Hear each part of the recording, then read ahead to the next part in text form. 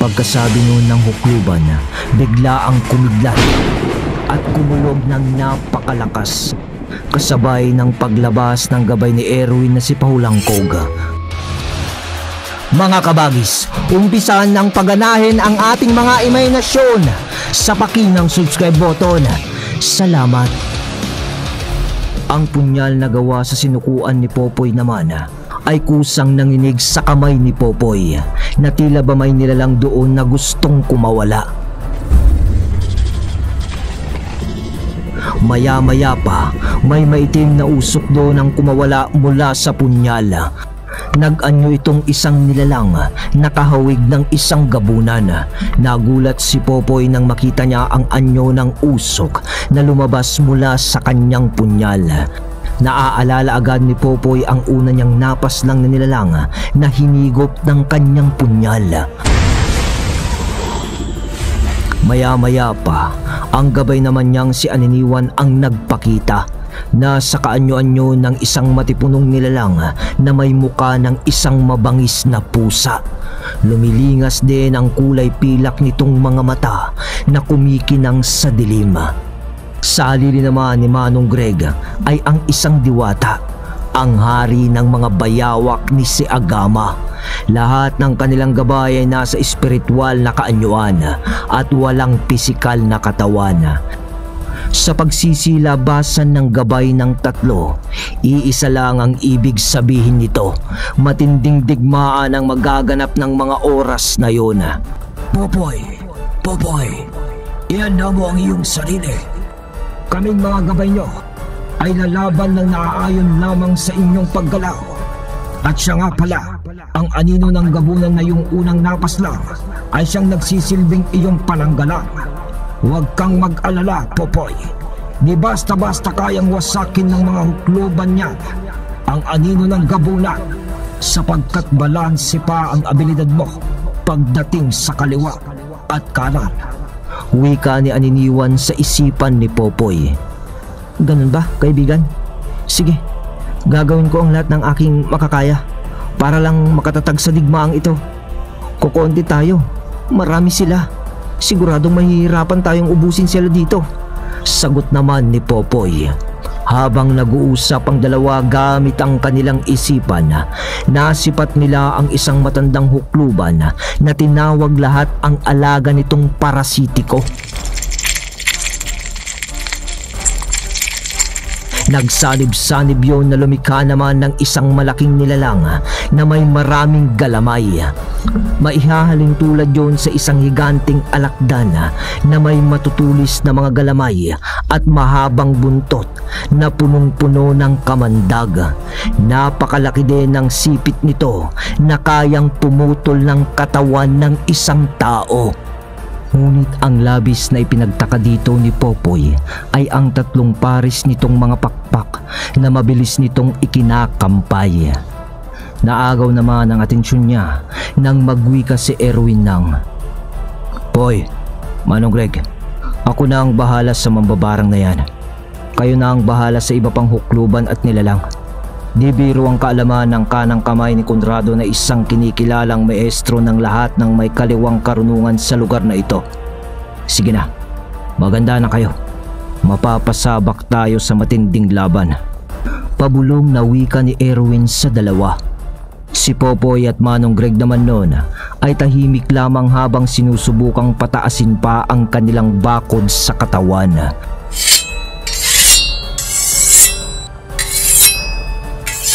Si Popoy noon ay hinugot na ang lahat ng kanyang punyal sa sisidlan.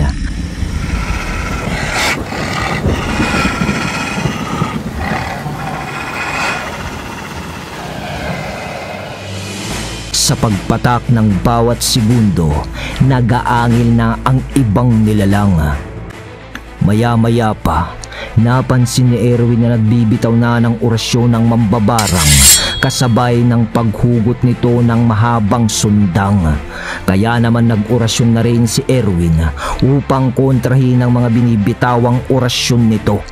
Matapos yun, sabay silang dalawang humakbang ng marahan. hanggang sa sila ay tumakbo papasugod sa bawat isa kasama ang kanilang mga gabay. Kasunod ng kaganapang yun, ang pagsugod din ng mga nilalang na sinundan naman ng pagsugod din ni na Popoy at Manong Greg, kasabay din ng kanilang mga gabay at ng aninong gabunan sa halili ni Popoy. Nang iilang hakbang na lang ang pagitan ni Erwin at ng mambabarang, magkasabay nilang inihataw ang kanilang mga sandata.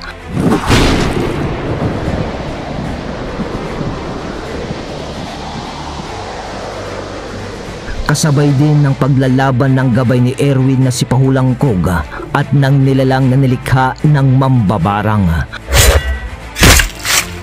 Sa bawat paghataw ng diwata ng bagyo sa kanyang malatinidor na sandata, kasabay noon ang paglagas ng ibang parte ng katawan ng nilalang. Ngunit mabilis din agad yung nabubuo ulit. At kapag nakakagante ang nilalang kay Pahulang Kog, wala iyong ibang tinatamaan kundi hangin lamang, sapagkat lumalampas lang sa katawan ng diwata ang bawat atake nito. Kasabay ng paglalaban ng mga ito ay ang pagbubuno naman ni Erwin at ng mambabarang.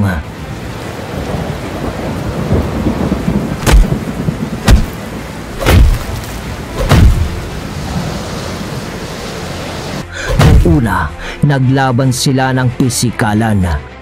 Subalit nang makaramdam ng pagkadihado ang mambabarang, mabilis itong lumayo habang nakangisi. Kasunod noon ang mabibilis nitong mga pag-uurasyon na siya namang ibinabato niya kay Erwin. Dahil sa ginagawa ng mambabarang, napilitan na rin makipaglaban si Erwin sa espiritual na digmaan, at yun ay ang digmaan ng orasyon. Habang nagaganap ang labanang yun,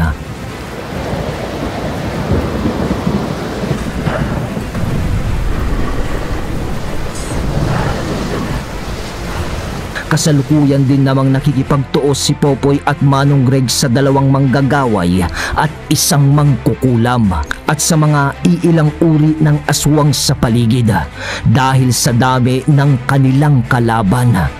Hinarap ni Manong Greg ang tatlong hukluban na siya lamang at sinabi niya kay Popoy na siya na ang bahala sa mga aswang sa paligid. Kasama ng kanyang gabay at ng aninong gabunan, hinarap ng buong tapang ni Popoy ang mga aswang. Ang nakalaban niyang gabunan ay hinarap ng aninong gabunan.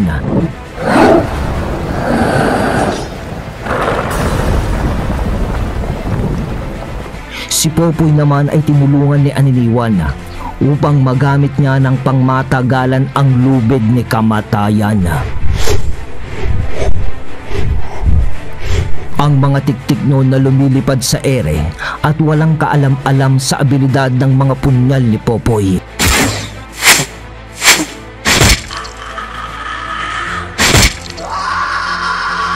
Ay nagsibulusok ng batuhin yun ni Popoy at tamaan ang mga yun sa dibdib ng punyal.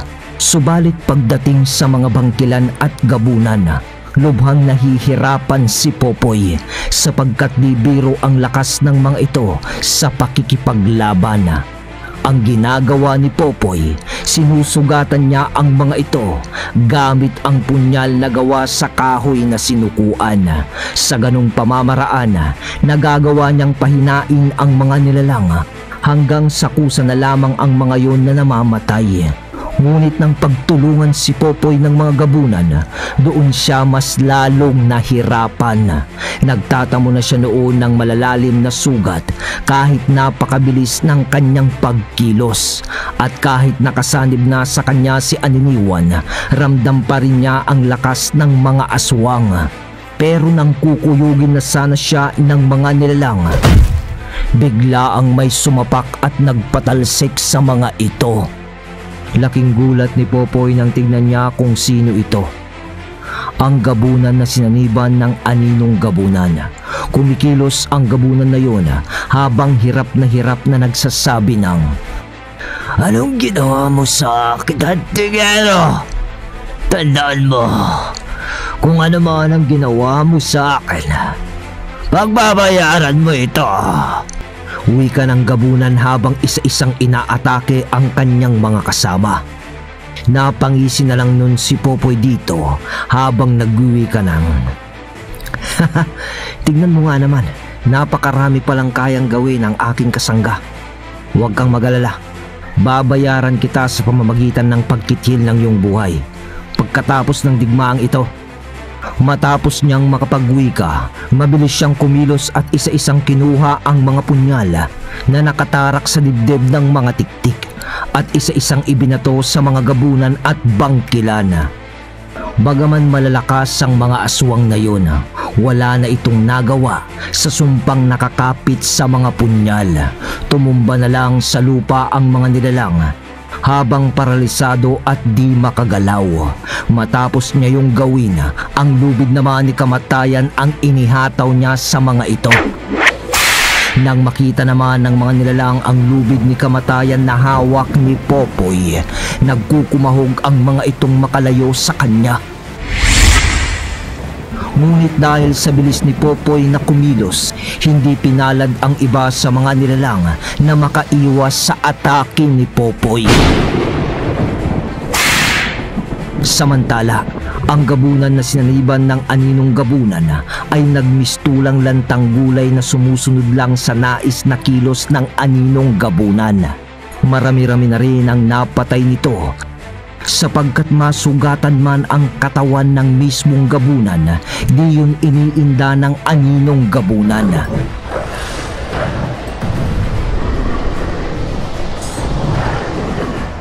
Sa pagitan naman ni Manong Greg at ng tatlong hukluban, manggagaway, mangkukulam at salamangkero, ay walang kahirap-hirap niyang kinakalaban ang mga ito.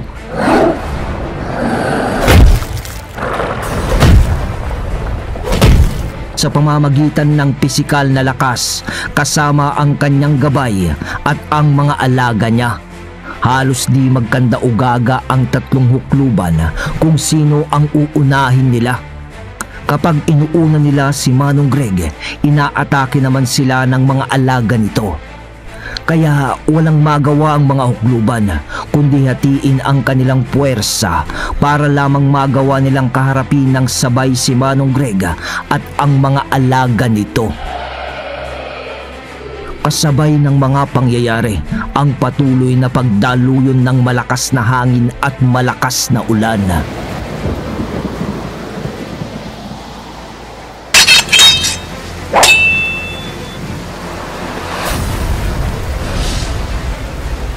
Habang naglalaban si Erwin at Mambabarang, sa bawat atake ni Bahulangkog sa nilalang na nilikha ng Mambabarang ay kasabay noon ang pagsabog ng mga insekto sa paligid na mabilis na nagsasama-sama upang maging isang muling halimaw, habang si Erwin at ang Mambabarang ay patuloy sa paglalaban sa pisikal at espiritual na kumbate. Ayon kay Erwin, naglalaban silang dalawa sa pisikal na aspeto, maging sa espiritual na duelo. At habang naglalaban sila, di maiwasan ng Mambabarang ang mapasubasub sa lupa kapag tinatamaan ito ng malalakas na hagupit ng hangin. Halos wala na ring talim ang sundang ng Mambabarang dahil sa pagkabingaw ng mga ito kapag nagtatama ang sundang ng Mambabarang at ng Kris ni Erwin. Dahil sa tagal ng labanan, medyo nanghihina na ang Mambabarang hanggang sa napaluhod ito habang nakatukod sa lupa ang mahabang sundang nito. Tumitig ito kay Erwin habang nagsasabi ng, Paano kung isang disipulo lang ni Carlito ang kayang tumapat sa abilidad ko? Nagkamali ako ng pangmamaliit sa iyo. Pero humanda ka. Tatalunin kita. Wika ng Mambabarang na may kasamang gigil. Ang sabihing tatalunin mo ako ay madali lang. Ngunit kung iyong gagawin, sinasabi ko na, mauuna ka bago ako. Sagot naman ni Erwin. Matapos yung sabihin ni Erwin, Halos manggalaiti ang mambabarang sa galit. Kaya umusal ito ng mabilisang orasyon kasunod ng pagsisilabasan pa ng napakaraming insekto sa katawan nito na agad na sumugod kay Erwin.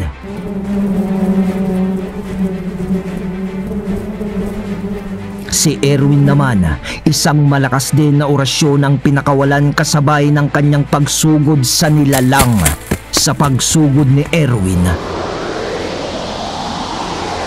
kasabay niya ang malakas na hangin na di magawang pasukin ng mga insekto ng mambabarang. Sa halip ay nahahawi ang mga ito at nangangamatay na lamang. Nang masaksiyan nyo ng mambabarang, napatayo ito habang nanlalaki ang mga mata. Ngunit isang kriz ang mabilisang tumarak sa dibdib nito na sa sobrang bilis ay di ito nagawang iwasan ng mambabarang. Kasabay noon ang pagwiwika ni Erwin ng, "Paano ba yan? Tapos ka na. Ngayon mo sabihing tatalunin mo ako." Seryosong wika dito ni Erwin at kasabay pa ng pagsasabi niya noon, pinihit niya ang kriz na nakatarak sa dibdib ng mambabarang.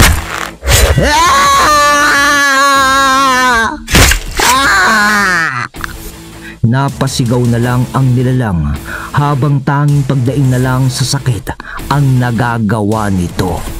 At bago ito tuluyang namatay, nakapagwika pa ito ng, "Pagbabayaran mo ito, Antikyero." Huling salita ng mambabarang bago tuluyang mamatay. Matapos yung sabihin ng mambabarang, umatungal yon ng malakas.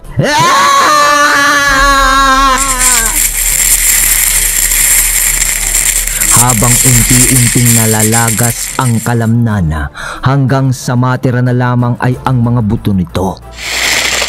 Kasabay noon ang pagsakal ni Pahulangkog sa nilalang na nalikha nito. Kasabay ng paglamon sa nilalang ng isang animoy ipo-ipo na siyang naging dahilan upang malagas ang mga insekto na isa-isang namamatay at lumalaglag sa lupa habang unti-unting naaabo. Sa panig naman ni Manong Greg, ni hindi man lang kayang basagin o pasukin ng abilidad ng tatlong hukluban ang kalasag ni Manong Greg. Wala na ring lakas ang mga ito sa pisikal na kumbate sa kadahilan ng sa tuwing nakakagat sila ng mga alaga ng antingero, kasabay noon ang pagbawas naman sa kanilang mga lakas dahil sa mga bakterya ng laway ng mga ito. At dahil sa nagmamadali na rin si Manong Greg na tapusin ang laban sapagkat humihina na ang kanyang puder, dinumog niya kasama ng kanyang mga alaga ang mga hukluban.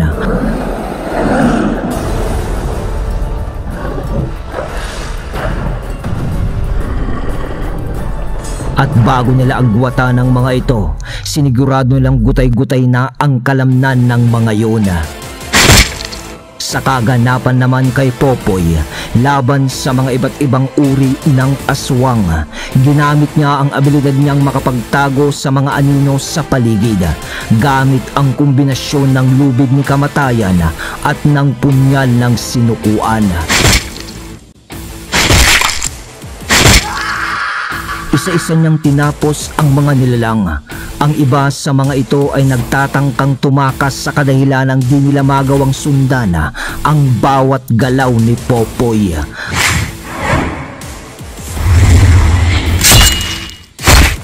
At sa tulong na rin ng aninong gabunan na nakasapi sa katawan ng gabunang mamamaslang, winasak nito ang iba sa kasamahan ng gabunan. Halos magmakaawa na dito ang mga kauri niya. Ngunit dahil nga sa nakasapi dito ang aninong gabunan, walang magawa ang katawan nito, kundi sundin ang nais ng aninong gabunan na paslangin ng mga kasama niya. Makalipas lang ang ilang minuto, humupa na ang tensyon sa paligid. Lumapit kay Popoy ang gabunan at kasabay noon ang pagkalas dito ng aninong gabunan na muling pumasok sa kanyang punyal. Kasunod noon ang paghataw ni Popoy ng lubid ni kamatayan sa katawan ng gabunan. Nang tamaan ito sa leeg, humiwalay ang ulo nito sa kanyang katawan. Sa pagtahimik ng paligid, bigla naman silang nagulat at napahawak ng mahigpit sa kanilang mga sandata nang maramdaman nila ang mas mabigat na presensya ng isang nilalang. Maitim, maalinsangang presensya kasabay ng nangangalingasaw na amoy ng hangin. "Erwin! Popoy! Mag-iingat kayo! Si Conrado na yan, kasama ang kanyang mga alaga na gabunan." Matapos yung masabi ni Manong Greg, nagpalingalinga sila sa paligid. Kahit na napakatalas ng paningin ni Popoy, di niya magawang masipat kung saan naroon ang lugar ni Conrado. Ngunit maya-maya lamang, bigla nilang nasipat mula sa di kalayuan ang napakaitim na nilalang. Nang makita nila ito, napawi ka na lang si Erwin ng, "Boy, sila na ang grupo na pumaslang sa ating mga mahal sa buhay. Ito na ang pagkakataon natin para gumanti. Maging alisto ka, Popoy, sapagkat maaari na tayong mamatay sa digmaang ito." Unti-unti nang humihina ang aking puder at bakod sa katawan. Wika ni Erwin na medyo naghahabol ng paghinga. Ngunit nagtaka sila nang masipat nilang nagsiatrasan ng mga nilalang nang waring may nakita ang mga itong banta sa kanila. Kasabay noon ang mahinang lindol.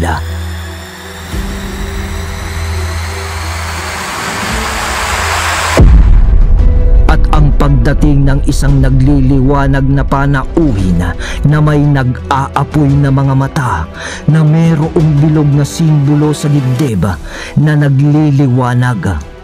At ng isa pang panauhin na mayroong tungkod na sa bawat patama nito sa lupa ay naglilikha yun ng mahinang paglindol.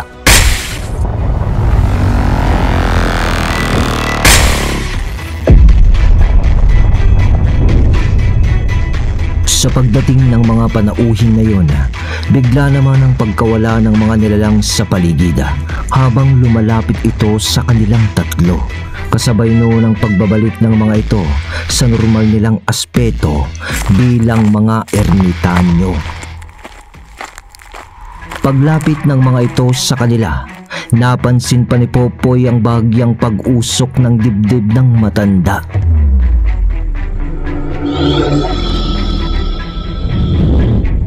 Ngunit di yun pinagtuunan ng pansin ni Popoy. Sa halip ay mabilis siyang lumapit sa matanda at ibinigay niya dito ang mahigpit na pagyakap kasabay ng pag-uwi kanya ng, Lolo? Lolo Carling? Kumusta na ho kayo? Kay tagal ko na ho kayong hinihintay. Kay tagal ko na ho hinihintay ang pagkakataon na ito na muli tayong magkita. Pangungulilang wika ni Popoy. Ayos lang ako, iho. Medyo matagal din tayong hindi nagkita. Kumusta ka na ba?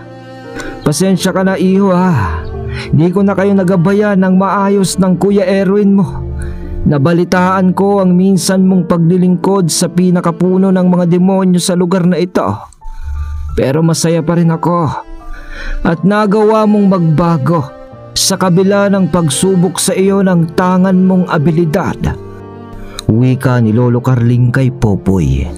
Nang marinig ito ni Popoy, bumitaw siya sa pagkakayakap sa matanda at nagmanikluhod sa harapan nito kasabay ng paghingi niya ng kapatawaran.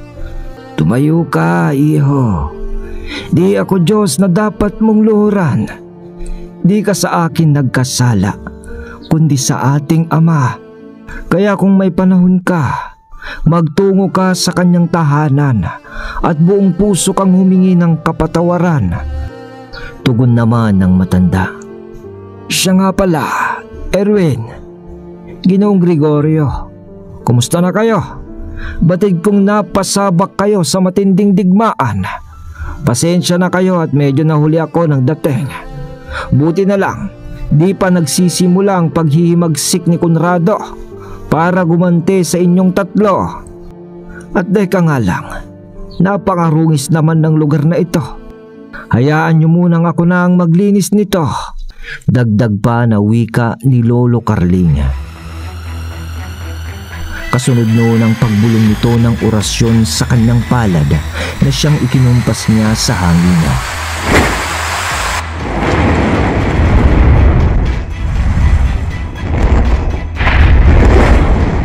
Matapos niya yung gawin, biglang umapoy lahat ng patay na katawan ng nilalang sa paligid.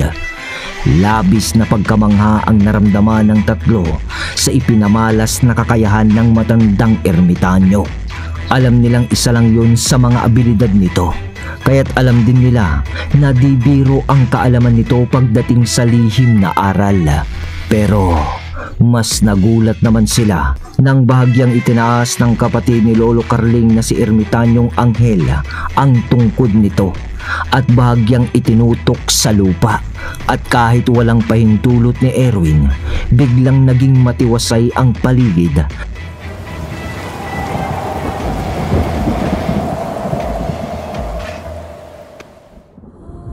Sa paghinto ng ulan at hangin, at ang dating basang-basang paligid ay muling natuyo na tila ba walang nangyari na malakas na unos o digmaan sa lugar. Paano? Wala na rin naman tayong dapat asikasuhin sa lugar na to. Mabuti pang umuwi na tayo. Malayo-layo din ang ating nilakbay, kapatid ko. At nga pala, ikinagagalak kong makilala kayong tatlo na disipulo ng kapatid kong si Carlito. Ako si Angelito, o mas kilala bilang Ermitanyong Anghel. Pero mas nanaisin kong tawagin nyo na lang akong Lolo Anghel. Bilang pagtanggap na kayo ay parte ng aking pamilya. Salita ng Ermitanyong Anghel. O siya mga iho, Manong Greg, pare-pareho tayong pagod. Nais ko munang magpahinga. Medyo malayo din ang aming nilakbay. Sang-ayong tugon naman ni Lolo Carling. Manong Greg, maaari bang sa kubo mo na kami tumuloy? Tutal, iyon ang malapit sa lugar na ito. Dagdag pa nito. Oo naman ho, Ermitanyong Carling. Isang karangalan po ang makasama kayong muli sa iisang bubong. Tugon naman ni Manong Greg. Sa pagdaan ng mga araw, marami silang napag-usapan ni Lolo Carlito at ng kapatid nitong si Lolo Anghel. Tinuturuan din sila nito ng iba pang mga kaalaman hanggang sa maramdaman na nila ang pag-angat ng kanilang mga tinatangan. Ngunit ang mas pinagtuunan ng pansin ng dalawang matanda ay ang mga tinatangan ni Popoy. Tinuruan siya ng mga ito kung paano mas pagtibayin pa ang pagbalanse ng kanyang karunungan. At sa paglipas ng araw, palalim na ng palalim ang mga natututunan ni Popoy sa lihim na aral mula sa kanyang dalawang maestro. Habang si Erwin at Manong Greg naman ay nagsasanay din na kasabay niya. Nang isang gabi, nasa loob sila ng kubo ni Manong Greg at kasalukuyang naghahanda para sa pamamahinga. Nang bigla na lang, nakaaninag ng liwanag na tila ba nagmumula sa apoy itong si Popoy mula sa labas ng kubo. At nang sabihin niya ito sa kanyang mga kasama, tumawa lang naman si Lolo Carling at sinabing, "Huwag kayong mag-alala. Kaibigan ko siya. Teka, lalabas lang ako. Mukhang merong hatid na balita ang kaibigan kong San Telmo." Wika ni Lolo Carling kasabay ng paglabas nito ng kubo. Pinagmasdan nila si Lolo Carling mula sa bintana at nakita nila ang paglapit dito ng isang bolang apoy. Nakita nilang kinakausap ito ni Lolo Carling sa pamamagitan lamang ng mga senyas na lingwahe. Matapos yun, agad na ibinalita ni Lolo Carling sa kanila ang dalang mensahe ng San Telmo sa kanya. "Mga iha, Anghel, kailangan nating maghanda. Isang mas malaking digmaan ang paparating sa atin. Ayon sa aking kaibigan, tinipong lahat ni Conrado ang lahat ng nabibilang sa kanyang angkan." Wika ni Lolo Carling kasabay ng pagtalikod nito sa kanila at muling nagpatuloy sa pagsasalita. "Ipinapangako ko, mga iho, di na namin muling hahayaan na malagasan kami ng mga disipulo." "Ho? Bakit naman ho, Lolo Carling? Ano ho bang meron sa angkan ni Conrado?" Tanong na wika naman ni Popoy. Poy, iho, kayong lahat, di biro ang angkan ni Conrado, iho. Nasa panig niya ang 7 matataas na uri ng mga gabunan sa bawat dako ng lugar dito sa ating lalawigan. Ang 2 gabunan ng mga tiktik, 3 gabunan ng mga busaw at balbal, ang 1 gabunang mambabarang, at higit sa lahat, ang gabunan ng mga bangkilan. At si Conrado na gabunan ng mga gabunan. Oo nga't kaya namin sila ni Lolo Anghilio na pabagsakin. Ngunit di namin sila kayang pagsabay-sabayin. Lalo na itong si Conrado na kayang paglahuin ang katawang lupa sa pamamagitan lamang ng orasyon nito na kaya siyang dalhin sa ibang lugar nang wala pang 1 segundo. Seryosong dagdag na wika pa ng ermitanyo. Matapos itong marinig ni Popoy, agad niyang naisip na kung nagkataong nagkaharap sila ni Conrado, siguradong wala siyang panama dito. Kaya naman ng mga oras na yun, ninanais niyang magsanay pa ng husto. Sapagkat kung matataas na uri ng aswang ang kanilang makakaharap sa susunod na digmaan, di siya maaaring magpakampante sa kakayahan niya. Oo nga't marami na siyang nalalaman pagdating sa lihim na karunungan. Pero alam niyang di pa rin yun sasapat kung malaking hukbo ng mga demonyo ang kanilang makakalaban. Di naman siya maaaring umasa na lang sa kanyang mga kasama. Sapagkat gaya niya, buhay din ng mga ito ang kanilang itataya sa laban. Kaya habang may pagkakataon pa siya,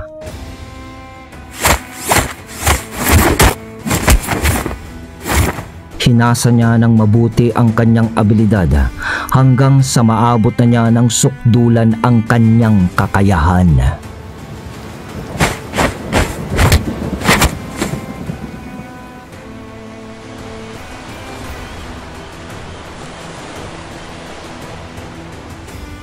Sa paglipas ng 2 buwan nang magkakasama na silang 5, ni minsan ay walang nagparamdam sa kanila na demonyo na malapit sa kanilang lugar. Hanggang sa isang araw, pumasyal sila sa kabahayan ng kanilang lugar at sa kanilang paglilibot sa lugar, nakakita sila ng umpukan ng mga tao. Tinungo nila ang lugar at nakiusyoso.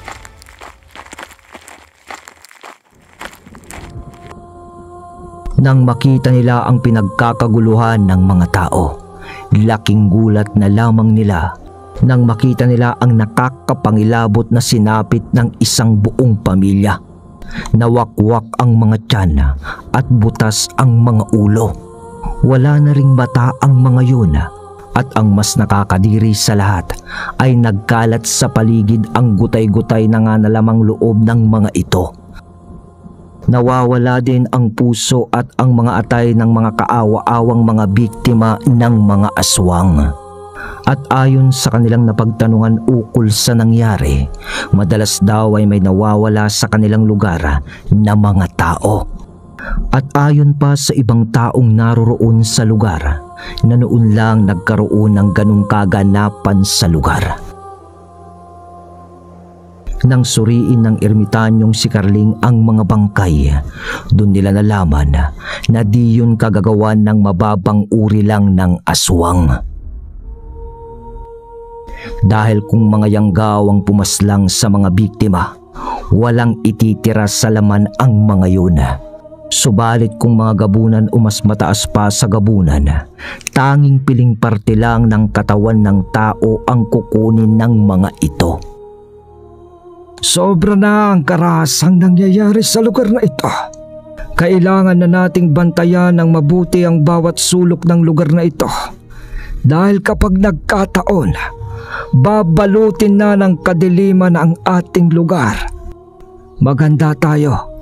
Simula sa araw na ito, lilipulin natin ang lahat ng masasamang uri ng nilalang na magpapakita sa atin. Huwag kayong mag-alinlangan na pumatay kung sa tingin nyo ay walang mabuting dulot ang nilalang na inyong makakaharap. Sige na, umuwi muna tayo. Wala na tayong magagawa sa mga namatay dito, kundi palibing ito ng agaran sa kanilang mga kapamilya. Pag-uwi ka ni Lolo Carling. Matapos mailibing ng mga bangkay, nangako sila sa mga kamag-anak ng mga namatay na gagawin nila ang lahat upang mapagbayad ang gumawa nun sa kanilang mga mahal sa buhay. Nang tanungin naman sila ng mga ito kung paano nila yun gagawin, tanging naging sagot lang ni Lolo Carling ay, dito sa ating mundong kinagalawan, may batas ang Diyos na dinabibilang sa batas ng tao. Ngunit lahat ng ginagawang batas ng tao ay napapailalim sa batas ng Diyos. Alam nyo kung bakit ko nasasabi ang mga bagay na ito? Dahil may batas sa ating mundo na tanging Diyos lamang ang nag-iisang hukom. At ang mga kagaya naming kayang makipag-ugnayan sa espiritual na mundo ang nagsisilbi niyang mga alagad ng batas, sapagkat ang batas ng tao at batas ng Diyos ay may iisang alituntunin. Yun ay ang protektahan ng mga ordinaryong nilalang dito sa ating mundo. Wika ni Lolo Carling. Napatango na lang noon ang mga panauhin na nagtanong sa kanila, kasabay naman ng pagtalikod nilang lima upang umuwi na. Sa bawat araw at gabing dumaraan, gaya ng kanilang napagkasunduan, nagbantay sila sa bawat sulok ng kanilang lugar. Magkakahiwalay sila noon ngunit magkakakonekta ang kanilang mga wisyo. Para kapag kung sakaling nangangailangan ang isa o nahaharap sa panganib, agad nila yung matutulungan.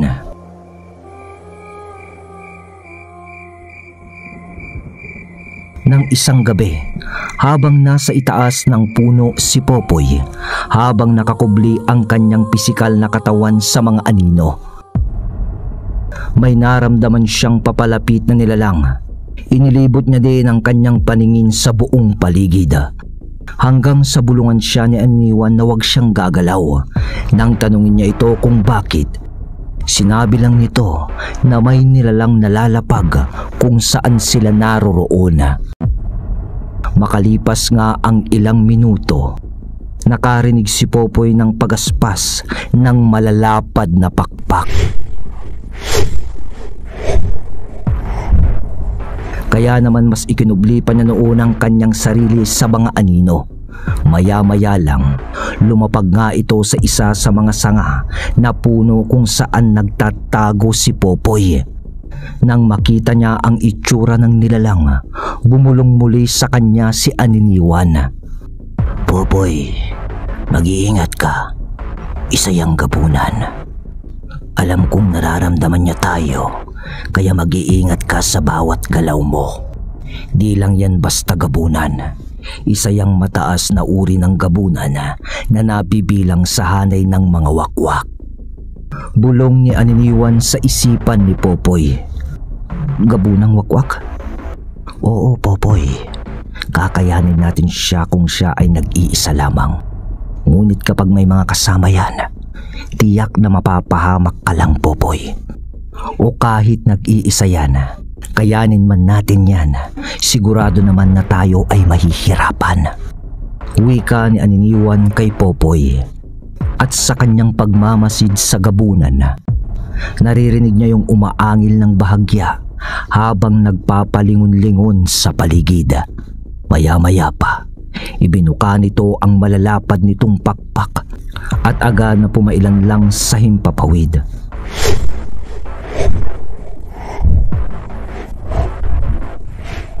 Sa pag-alis nito, medyo nakaluwag ng paghinga si Popoy.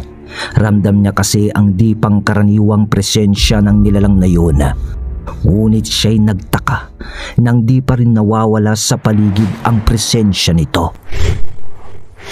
Nang marinig niyang muli ang pagaspas ng malalapad na pakpak sa itaas ng puno mismo sa kanyang tapat. Kaya naman, agad siyang napatingala.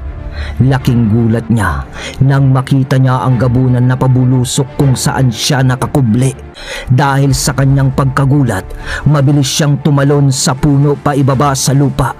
Pagbaba niya sa lupa, narinig niya ang malakas na kaluskos sa itaas ng puno. Isang pahiwatig na nakalapag na doon ang nilalang. Pagtingin niya doon,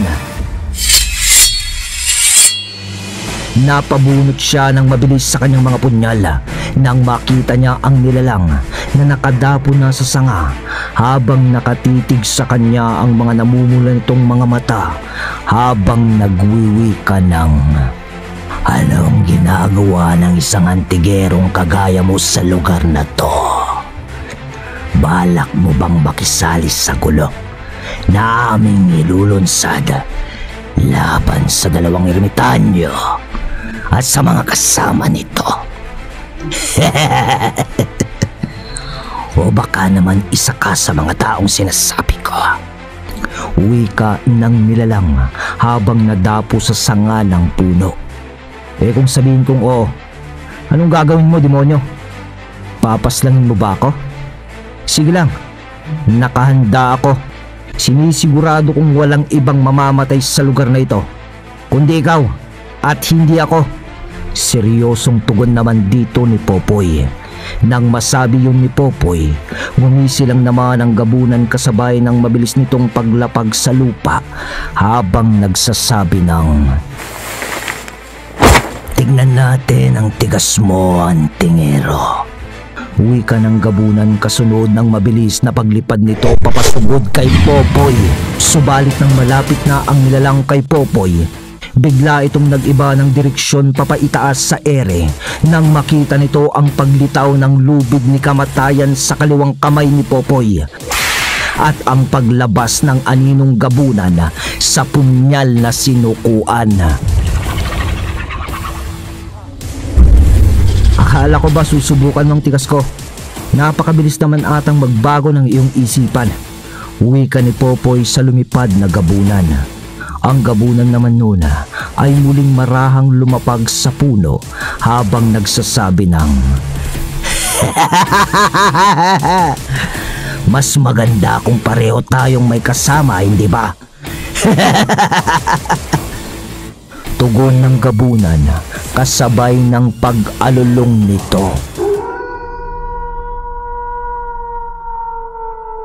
Matapos umalulong ng gabunan, nagpalingalinga si Popoy sa iba't ibang dako nang napansin niya ang pagsisidatingan ng malaibong mga nilalang na may namumulang mga mata.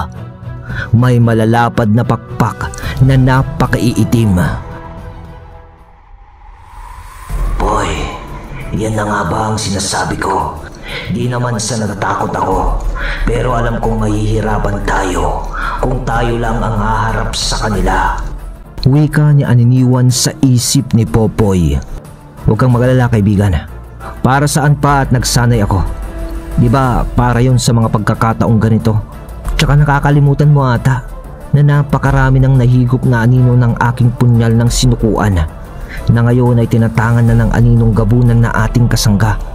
Sagot naman dito ni Popoy. Matapos yung masabi ni Popoy, inihanda niya ang kanyang sarili. Binalot niya sa orasyon ang kanyang katawan na siyang nag-uugnay sa abilidad ni Aniniwan.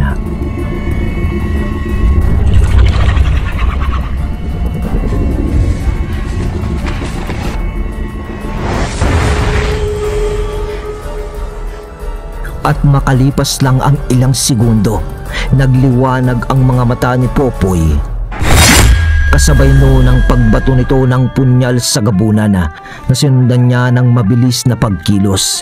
Sa pag-iwas ng gabunan sa punyal na ibinato ni Popoy, bumakas sa pagmumuka nito ang pagkabigla at pagkagulat nang makita niyang di niya halos masundan ng tingin si Popoy sa paligid dahil sa animoy pusang napakabilis nitong kumilos. Nagsipulasan naman noon ang mga kasama ng gabunan na mga wakwak nang bigla na lang atakihin ng aninong gabunan na lumitaw mula sa anino ng isang wakwak at agad na sinakmal yon sa leeg. Kasabay ng paghigop nito ng anino ng nilalang. Ngunit sa pagsisiliparan naman ng mga wakwak, matatalim naman na mga punyal ang tumarak sa katawan nito nang pagbabatuhin yun ni Popoy ng mga punyal na may iba't ibang disenyo. Nang magsilaglagan ang ibang mga wakwak mula sa ere, sumanib ang aninong gabunan sa isang naghihinalong nilalang at ginamit yun nito upang kalabanin pa ang ibang wakwak na nasa himpapawid. Habang nakatanga at gulat na gulat ang gabunang wakwak sa mga nangyayari, bigla itong napalapag sa lupa nang mapansin nito ang pag-atake sa kanya ni Popoy na bigla na rin lamang lumitaw mula sa anino sa itaas ng puno. Mabilis na umiwas noon ang gabunan sa iwinasiwas noon ni Popoy na lubid ni kamatayan. Paglapag ng gabunan sa lupa, kasunod noon ang paglapag din ni Popoy kasabay ng pagbunot niya ng punyala ng sinukuan at mabilis na tumakbo pasugod sa nilalang. Dahil sa kakaibang bilis na ipinamamalas ni Popoy, walang nagawa ang gabunan kundi ang umiwas sa kanyang mga atake. Nang huminto pansamantala si Popoy sa pag-atake upang pag-isipan ang kanyang susunod na gagawin, nagwika ang gabunan ng, "Sino ka, antingero? Sa tagal ko nang nagpapabalik-balik sa lugar na ito, ngayon lang ako nakasagupan ng kagaya mo. Maliban sa antingero na nagtatangan ng mutya ng bayawak na si Gregorio." Tanong ng gabunan kay Popoy. "Gusto mong malaman kung sino ako? Sige. Ako si Popoy. Ako si Popoy Sanggalang, ang siyang papas lang sa mga kagaya mong nilalang." Sagot ni Popoy. Nanlaki ang mga mata ng gabunan nang marinig nito ang buong pangalan ni Popoy. Dahil sa pagpapakilala ni Popoy, humalakhak ang nilalang kasabay ng pagsambit nito ng mga katagang. "Ikaw pala ang naulilang anak ng mag-asawang Sanggalang na aming pinaslang ilang taon na ang lumipas. Nakakamanga naman. Tinangan mo ba ang ganyang abilidad para maghiganti? Huwag ka nang umasa, bata." Wika ng gabunan na may kabuntot pa na pagtawa. "Anong ibig mong sabihin? Demonyo ka?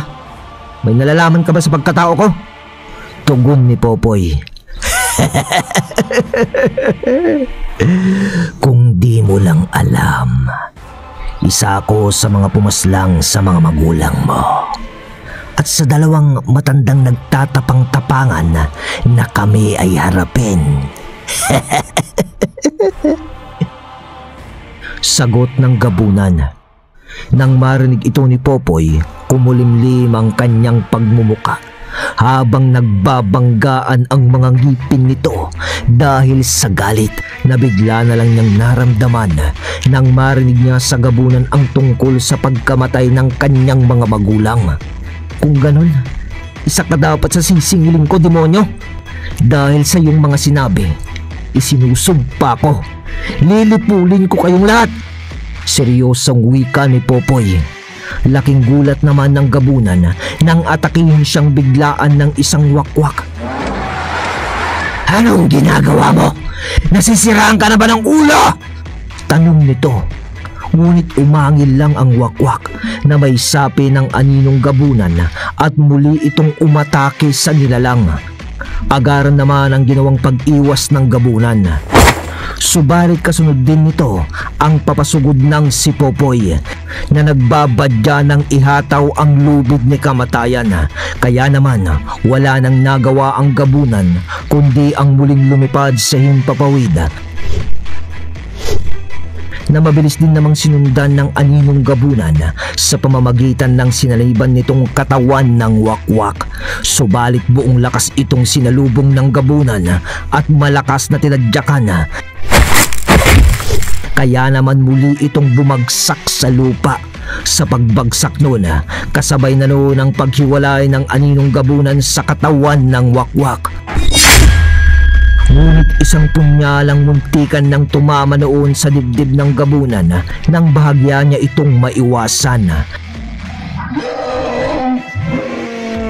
Napaangil na lang ang gabunan sa hapding idinulot ng punyal na ibinato ni Popoy. Mabilis namang kumilos noon ang aninong gabunan upang kunin ang punyal kung saan ito napunta.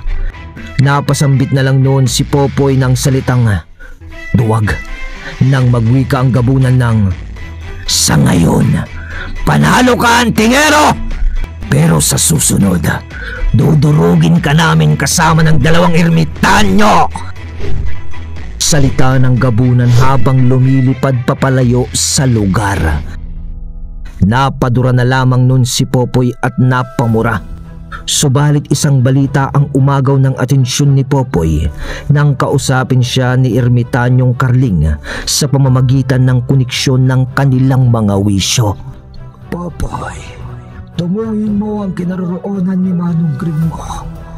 Malapit ka lang naman sa kanya. Bilisan mo. Kailangan niya ng tulong. Wika ng Ermitanyong si Carling sa isipan ni Popoy. Nang marinig ito ni Popoy, dali-dali niyang pinabalik ang aninong gabunan sa kanyang punyal at agad na tinugo ng utos ni Ermitanyong Carling sa kanya. Sa pamamagitan ng konektado nilang mga wisyo, tununton nila ni Aniniwan ang lokasyon ni Manong Greg. Makalipas ang ilang minuto, nagawa nilang matunton ang kinaroroonan ni Manong Greg. Pagdating nila sa lugar,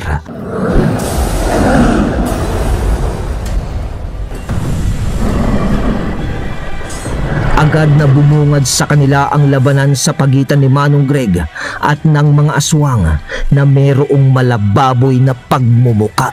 Ang mga bangkilan, Popoy. Magmadali ka. Nasa panganib si Manong Greg. Nararamdaman ko ang gabunang bangkilan sa paligid.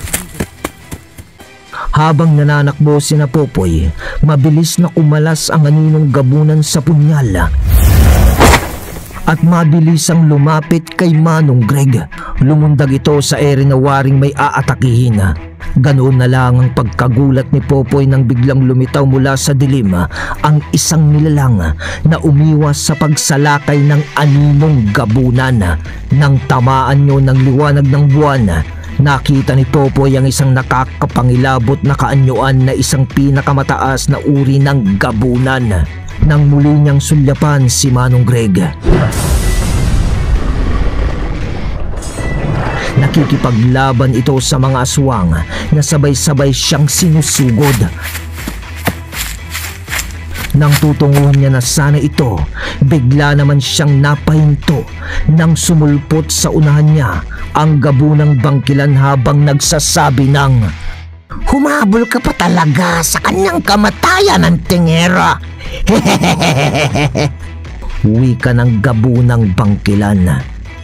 Si Popoy naman noon ay bumulong sa punyal na sinukuan upang utusan ng Aninong Gabunan na tulungan si Manong Greg.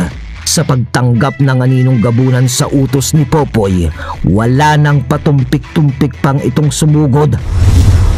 Habang magkaharap noon si Popoy at ang Gabunang Bangkilan, napatingin ito sa kaliwang kamay ni Popoy nang unti-unting lumitaw doon ang lubid ni kamatayan.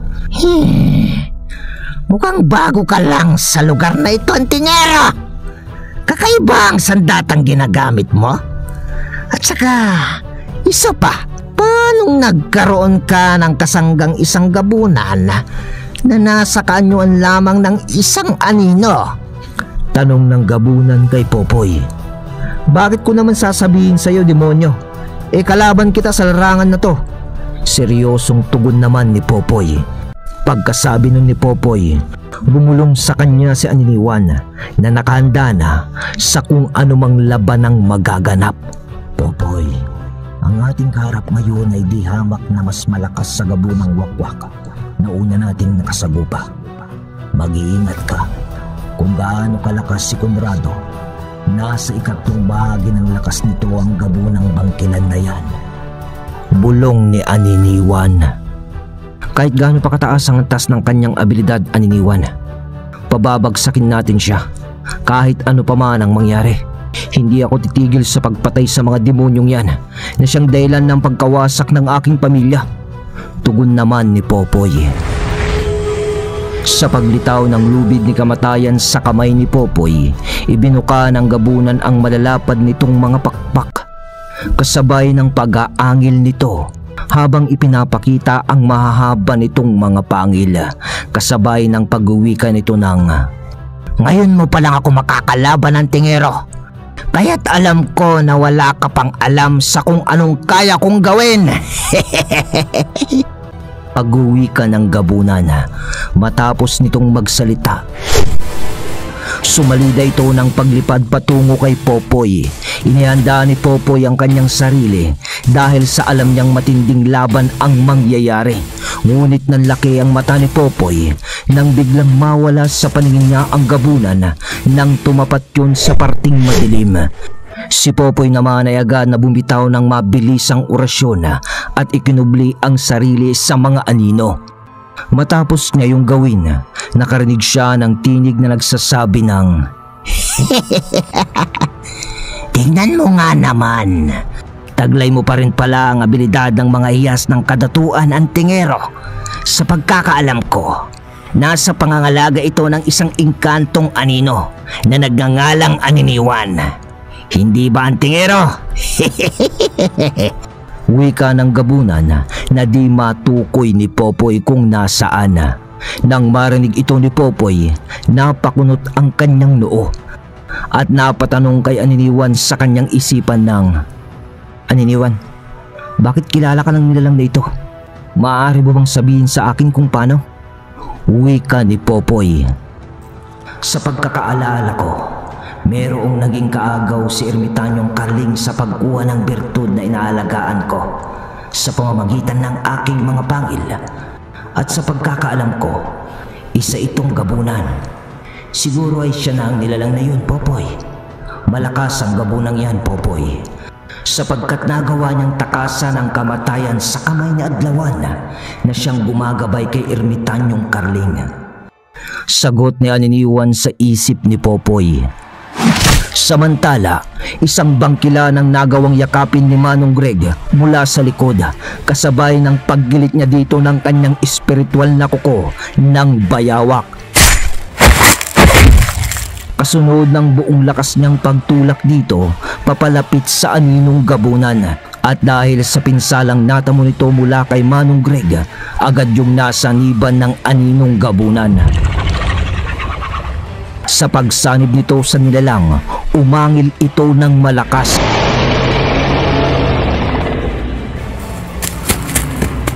kasabay ng pagsugod nito sa mga aswang na bangkilan. Nang mapansin ito ng mga nilalang, nagtatakang hinarap ito ng iba sa kanila. Ngunit nang sabay-sabay nilang atakihin ang aninong gabunan, di man lang nila ito nakitaan ng pagkatinag.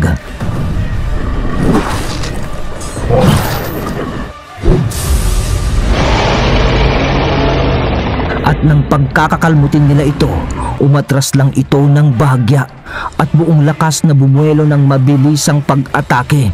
Halos di magawang tapatan ng ilang bangkilan na aswang ang bangkilang may sanib ng aninong gabunan.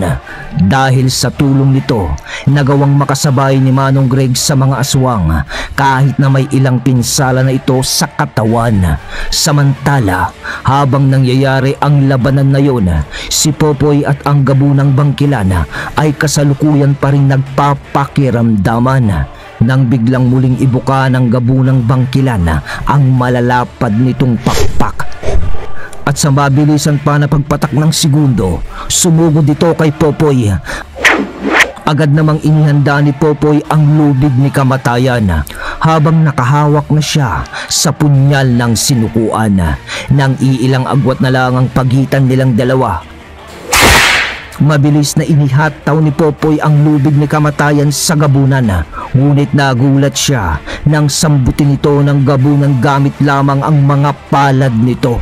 Dahil doon ay mabilis ding iwinasiwas ni Popoy ang punyal ng sinukuan upang saksakin ang gabunan. Ngunit nakaiwas ang gabunan nang mabilis itong bumitaw sa lubid ni kamatayan.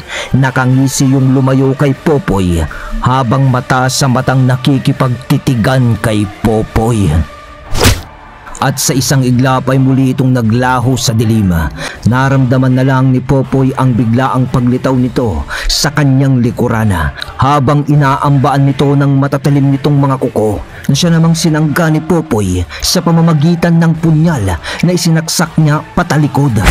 Kasabay ng pagharap niya dito at pagwasiwas naman niya ng lubid ni kamatayan na muli namang nasalo ng gabunan. Kasabay ng paghatak nito, sabay bikwas ng pagsapak sa dibdib ni Popoy. Tumilapon si Popoy noon ng ilang metro, ngunit agad din naman siyang nakatayo habang sapo ang dibdib. Hinugot niyang lahat ang punyal na nasa kanyang tagiliran at mabilis na ipinagbababato sa gabunan. At dahil sa 7 punyal yun, isa dito ay dinagawang maiwasan ng gabunan. Tumarak yun sa balikat nito na siyang naging dahilan upang lumipad ito sa ere habang iniinda ang pinsala niya. Hinugot nito ang punyal sa kanyang balikat habang nagpapakawala ng malakas na pagsigaw na may halong gigil. At nang subukang pagalingin ng gabunan ang kanyang sugat, nagtaka ito nang di umepekto ang mga laway niya upang agad na gumaling ang sugat niya. Matapos yun, tumingin ito kay Popoy sabay wika ng, "Magbabayad ka, tingero!" Wika nito sabay mabilis na bumulusok papasugod kay Popoy. Dahil doon, muling naghanda si Popoy at maigpit na hinawakan ng espiritual na lubid ni kamatayan para sabayan ang atake ng gabunan. At nang malapit na ito sa kanya, isang nilalang ang biglaang dumamba dito dahilan upang matangay ito ng nilalang na sumunggab dito. Ngunit agad din siyang tumigil sa ere at buong lakas niyang ibinalibag ang nilalang na sumunggab sa kanya. Pagtama nun sa puno, napansin ni Popoy ang paghiwalay ng aninong gabunan sa katawan ng nilalang na yun. Napasulyap siya noon kay Manong Greg at nakita niyang iilang aswang na lang ang kalaban nito. Matapos namang maibalibag ng gabunang bangkilan ang nilalang, muli nitong binalingan si Popoy. Sa paglalapat ng dalawa, agad yung hinataw ni Popoy ng lubid ni kamatayan. Ang gabunan naman noon, agad na binalot ang buo niyang katawan ng kanyang mga pakpak. Ngunit di yun naging sapat dahil naramdaman pa rin nito ang sakit na dulot ng sandata ni Popoy.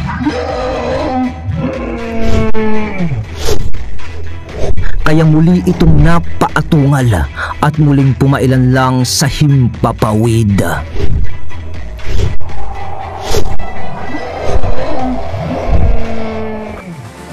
Walang yakan, tingero! Magbabayad ka sa ginawa mo! Galit na tinig ng gabunan. Matapos nitong makapagwika, bumulusok ito pa ibaba patungo kay Popoy. Habang lisik na lisik ang mga mata nang makita naman ni Popoy ang ginawa ng gabunan. Nakangiti pa itong hinihintay ang gabunan na tila ba inaasar niya pa ito ng husto. Kaya naman nang malapitan siya ng gabunan, nang gigigil itong pinaulanan siya ng pagkalmot at tadyak.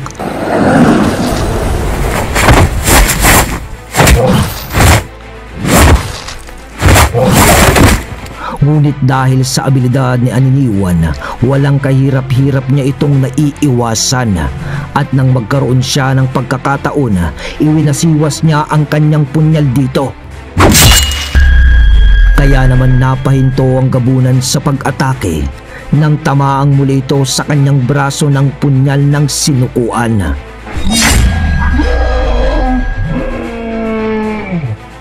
Umaatras ito ng mabilisan habang nag-aangil at nang sundan ito ni Popoy, bigla namang itong naglaho sa dilim at mabilis na naglaho ang presensya. Ngunit nakarinig naman siya ng boses na papalayo na ang tinig ay, Sa muli nating pag-aarap, Antingero, sinasabi ko sa iyo, ikaw ang unang mamamatay sa ating dalawa. Sa ngayon, sa'yo ang panalo!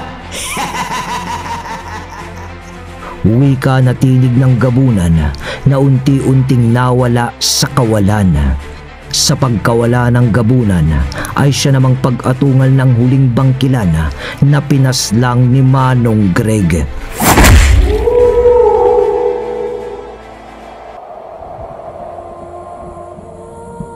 At sa pagbabalik ng katahimikan sa paligid, napagkasunduan ni Popoy at Manong Greg na puntahan sina Ermitanyong Carling at Anghel, pati na rin si Erwin.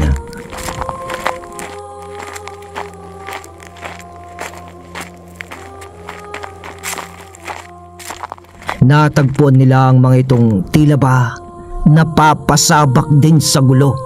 Alam nila yon dahil sa mga naiwang bakas ng mga nilalang sa paligid. Nang lapitan nila ang mga ito, nadatnan nila yung masayang nagkwekwentuhan. Manong Greg, Popoy, kumusta kayo? Pasensya na kayo at di na namin kayo nadaluhan upang tulungan. Marami din kasi kaming inasikaso dito. Wika ng Ermitanyong si Carling. Ayos lang ho, Ermitanyong Carling. Tugon naman ni Manong Greg. Doon ay sinabi din nila ang mga kaganapang nangyari sa kanila sa mga lugar na kanilang binantayan. Nabanggit din ni Popoy ang tungkol sa dalawang gabunan na kanyang nakalaban. Nabanggit na rin ni Popoy ang ginawang pagtakas ng mga ito nang magtamo ng mga pinsala at nang maubos ang mga kasama ng mga ito. Ngayon alam mo na, Popoy, kapag mag-isa na sila, yun na ang kahinaan nila. Sisindakin ka ng mga nilalang na yan kapag sila ay lamang sayo sa bilang. Subalit kapag nag-umpisa ng maubos ang mga kasama nila, gagawa na yan ng paraan para ikaw ay takasan. Wika ni Ermitanyong Carling. Andito na rin lang tayong lahat. Mabuti pang umuwi na tayo at magpahinga. Kailangan lang natin maging alisto, sapagkat eto na ang umpisa ng digma ang hinihintay natin. Dagdag pa na wika nito.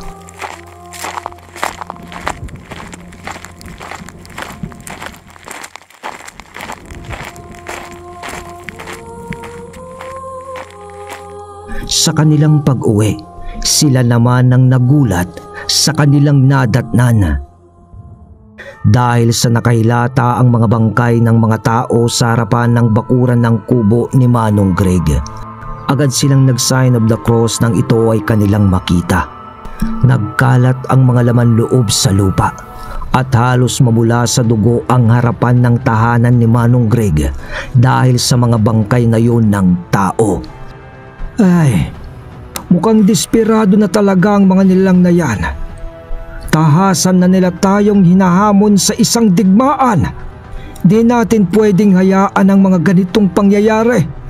Nadadamay pati ang inosenteng tao na wala namang kaugnayan sa ating hidwaan laban sa angkan ni Conrado. Seryoso pero kalmadong wika ni Ermitanyong Carling.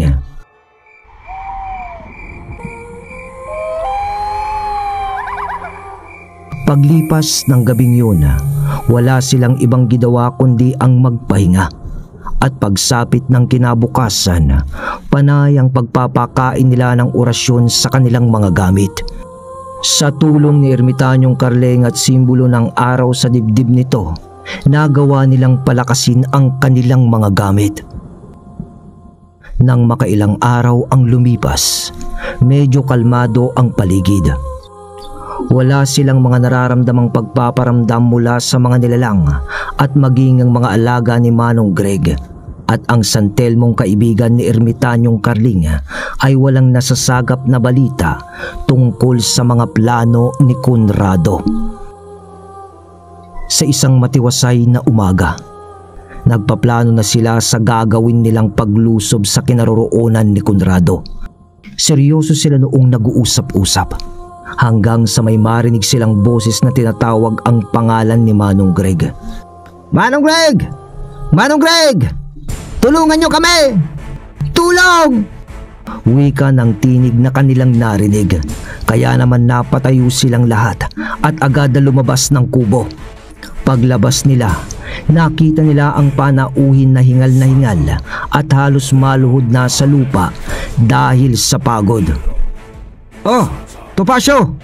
Anong nangyari? At mukhang nagmamadali ka. Meron bang problema? Teka, eto ang tubig. Uminom ka muna. Salita ni Manong Greg nang makita nito si Topacio na isa sa kanilang kababaryo. Manong Greg, balita ko may kasama kang mga manggagamot. Nais ko sanang humingi ng tulong sa inyo. Ang anak ko, hindi na namin mapigilan. Nagwawala ito. Kaya naman iginapos na namin siya sa papag gamit ang kadena. Ngunit mahina na rin yung papag at malapit na yung masira. Di ko alam kung sinasapian po ba ang anak ko. Napinsala na niya ang iilan sa kanyang mga kapatid at ang aking asawa. At nga pala ho, may sinasambit ho siyang pangalan na ilabas daw ho namin si Popoy. Si Popoy Sanggalang na pumaslang sa kanyang kapatid na si Aurelio. Yun ho ang sinasabi niya ng paulit-ulit, Manong Greg. Pakiusap lang ho. Maaari ho ba tayong magmadali? Baka ho kasi makawala ang anak ko at makapinsala ito ng maraming tao. Lalong-lalo na ang pamilya ko. Wika ni Topacio na habol-habol pa ang paghinga at maluha-luha habang nagsasalita. Nang marinig nila ang sinabi nito, bumulong si Ermitanyong Carling ng, "Sige na Gregorio, tayo na. Baka mahuli tayo. Ang bugaitang mangkukulam lang ang kayang gumawa nito na isa ring gabunan. Dalhin nyo na ang lahat ng kinakailangan nyo. Sigurado ako na ito na ang simula ng dilubyong hatid ni Conrado." Pabulong na wika ni Ermitanyong Carling. Sige na, tayo na. Ano pang hinihintay natin? May humihingi ng ating tulong. Kumapit kayong lahat sa akin. Bilisan nyo. Wika naman ng Ermitanyong Anghel habang nakatungtong sa baston nito.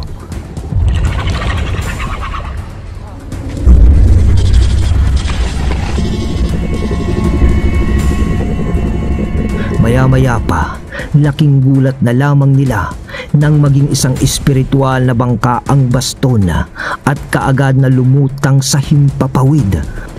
At agad na tinungo ang lugar kung saan nakatira si Topacio. Habang si Manong Topacio naman ay walang kaalam-alam sa mga nangyayari. Dahil sa pansamantalang pinatulog ni Ermitanyong Carling ang wisyo nito sa pamamagitan ng isang orasyon na sa tanging sa mga normal na tao lang tumatalab. Habang ang tatlo, si Manong Greg, Popoy at Erwin ay hindi makapaniwala sa kanilang nasasaksihan.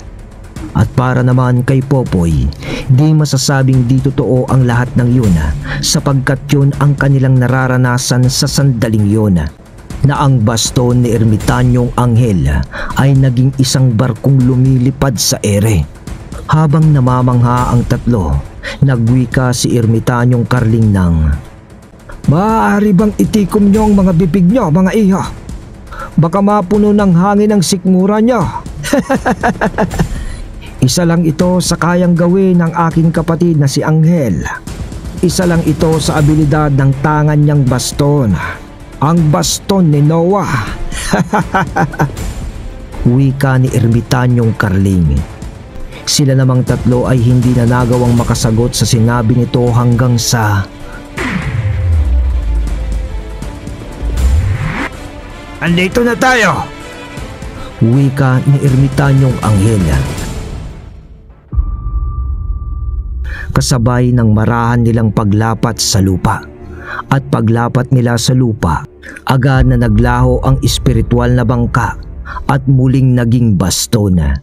Kasabay naman noon ang pagbabalik ng wisyo ni Topacio ay ang kanilang pagkaramdam at pagkakarinig sa tinig ng nagwawalang anak nito.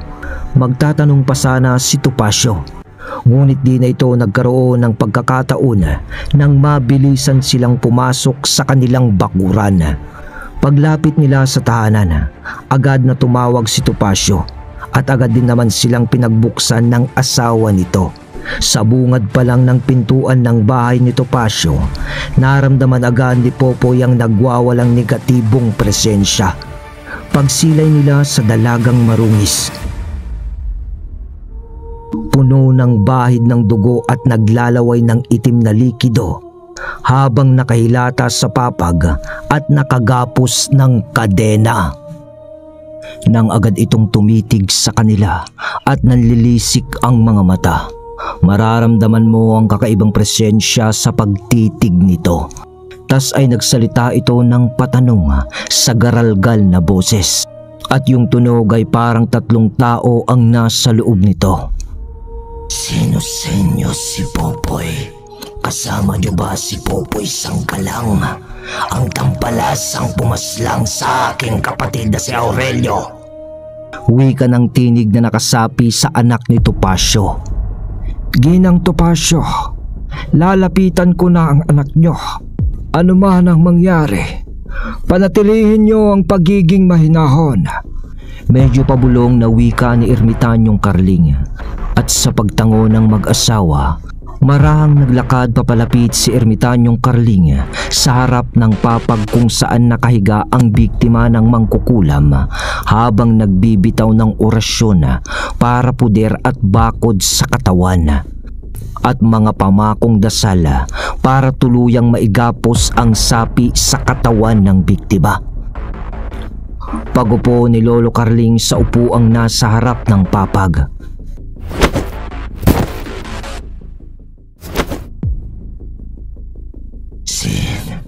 Sino ka? Bakit di kita matitigan? Napapaso ang mata ko. Umalis ka sa tabi ko.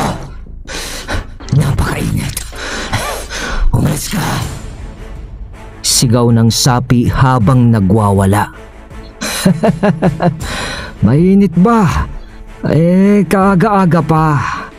Bago pa lang sumisikat ang araw, nagrereklamo ka na." Pamimilosong sagot naman ni Ermitanyong Carling. Kasunod noon ang pagbulong nito ng orasyon sa kanyang daliri at inilapat sa dibdib ng dalaga. Alisin mo yan! Napapaso ako! Alisin mo yan! Alis na ako! Alis na ako! Alisin niyo lang yan! Wika ng sapi na namimilipit sa sakit. "Aalis ka! Akala ko ba hinahanap mo si Popoy? Andito siya. Kasama ko. Ano bang atraso niya sa'yo, ha? Asan? Asan siya? Heto, katabi ko. Sagot ni Ermitanyong Carling na kalmado pa rin sa paglapit naman ni Popoy. Nasan? Nasan? Bakit wala akong makita? Puro anino lang naman yung katabi mo. Sino ba yan? Reklamo pa ng sapi. Nang marinig nila ang tanong ng sapi, agad ditong nagpakilala si Popoy na nooy katabi ni Lolo Carling. Nang marinig ng sapi ang sinabi ni Popoy, gigil na gigil at garalgal na nagsalita ang mangkukulam ng, lumapit ka dito! Hayop ka! Magbabayad ka sa ginawa mo kay Aurelio! Pinatay mo na nga siya. Ninakaw mo pa ang anino niya. Anong klase kang antingero? Magbabayad ka! Magbabayad ka sa ginawa mo! Mariing wika ng nakasapi sa dalaga. Nang magtanong naman si Popoy kung sino ba ang Aurelyong sinasabi ng nakasapi, sinabi ni Lolo Carling na isa yung gabunan na nasa ilalim ng kapangyarihan ni Conrado, kung saan yon ang pumalit sa mga antingero na kinukontrol ni Conrado para pumaslang ng kapwa nito antingero. Kung nagkataon, isa na sa mga ito si Popoy kung di siya agad natagpuan ni Erwin. Nang marinig ito ni Popoy, naisip niya agad ang napaslang niyang gabunan na humalili sa kanya bilang tagapaslang ng mga antingero sa kanilang lugar. Bago sumapit ang tanghaling tapat, nagpasya na si Lolo Carling na wag nang patakasin ng bugaitang mangkukulam na isa ring gabunan sa katawan ng biktima nito. Dahil kapag sumapit ang dapit hapon o gabi, makakagawa ito ng paraan para makatakas. Kaya naman kasabay ng pamamayagpag ng haring araw sa paligid, isang orasyon ang inilapat ni Ermitanyong Carling sa dibdib ng dalagita. Wag! Ilayo mo yan! Napakainit! Ilayo mo yan! Tinig ng sapi habang inilalapit ni Lolo Carling yung hintuturo niya sa dibdib ng dalagita. Paglapat ng dalirin to sa dibdib nun, biglang huminto sa paggalaw ang katawan ng dalaga at maya-maya pa, Tay, nanay. Salita ng dalaga habang umiiyak at nahihirapan sa paggalaw dahil sa mga nakagapos na kadena dito. Kaya naman mabilis nila itong kinalagan at binigyan ng maiinom na tubig. Nanatili sila sa tahanan ni Topacio hanggang sa sumapit ang dapit hapon. Napaslang na natin ang isa sa mga pinangahawakang tauhan ni Conrado, ang gabunang mangkukulam. Panigurado, susugod sila sa tahanang ito para gumante. Kilala ni Conrado ang abilidad ko, maging ang sayo, Popoy, sapagkat ginamit ko rin yan nung una naming paglalaban. Kaya Erwin, Manong Greg, kapatid na Anghel, dumito muna tayo. Magbabantay tayo hanggang mag-umaga para sa seguridad ng pamilya ni Topacio. Wika ni Ermitanyong Carling. Sa bisa naman ng abilidad ni Ermitanyong Anghel, kinaragahan nila ng orasyon ang bahay ni Topacio para kung sakaling sumalakay ang mga aswang. Nakaanib ng gabunang mangkukulam, di basta-basta ito mapapasok ng mga demonyo. Si Manong Greg noon ay pinakalat na sa paligid ang kanyang mga alaga upang sa karagdagang mata nila sa paligid. Nang magdilim na ang bawat sulok ng lugar at sa paglubog ng haring araw, alerto silang nakamasid sa paligid. Gamit ang abilidad ni Aniniwan o ang mga mata nito, ginagalugad ni Popoy ang bawat parte ng lugar kung saan alam niyang dun unang papasok ang mga nilalang, habang ang kanya namang mga kasama ay nagpakawala ng mga orasyon sa paligid upang magsilbing patibong sa mga nilalang na papasok sa dami ng lugar na kanilang binabantayan. Sa paglipas ng mga oras, wala namang kakaibang nangyayari o kahit anumang pagpaparamdam na ginagawa ng mga aswang. Hanggang sa biglang may mahagip ang paningin ni Popoy na isang nilalang na mabilis na nagpapalipat-lipat ng pwesto sa bawat puno sa lugar. Kaya naman nagkubli siya sa mga anino sa lugar at pasimpleng sasalubungin sana ang nilalang na kanyang nasipat. Ngunit siya ay napaatras nang bubungad sa kanya ang maraming bilang ng mga ito. Natanaw din niya noon ang isang nilalang na minsan na niyang nakita, ang malademonyong anyo ng isang nilalang. Conrado? Kunot na noon niyang wika sa kanyang isipan. Agad siyang tumungo ng mabilis sa bahay ni Topacio at agad na sinabi sa kanyang mga kasama ang kanyang mga nakita. Nakita mo si Conrado, Popoy? Sigurado ka ba? Tanong ni Erwin. Oo kuya, at di ako maaaring magkamali. At isa pa, naramdaman ko rin ang presensya ng 2 gabunang minsan ko nang nakalaban. At meron pa itong ibang mga kasama. May nasipat din akong isang nilalang na nasa kaanyuan din ng isang gabunan. Subalit napapaligiran ito ng insekto sa katawan. Sagot ni Popoy. Dito lang tayo. Hihintayin natin ang kanilang pagdating. Manong Greg, ikaw muna ang bahala sa pamilya ng kaibigan mo. Bantayan mong maigi ang tahanan nila. Wika ni Lolo Carling. Ano bang klaseng demonyo yung sinasabi mo, kapatid ko? Noong nasa Negros ako, may isang gabunan ang tumapat sa abilidad na tinatangan ko.